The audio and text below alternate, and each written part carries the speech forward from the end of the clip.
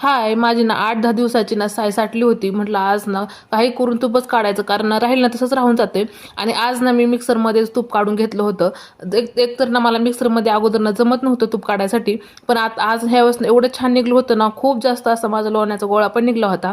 आणि त्यानंतर 4-5 पाण्याने छान स्वच्छ होईपर्यंत, पांढरं शुभ्र पाणी निघेपर्यंत धुवून घेतलं.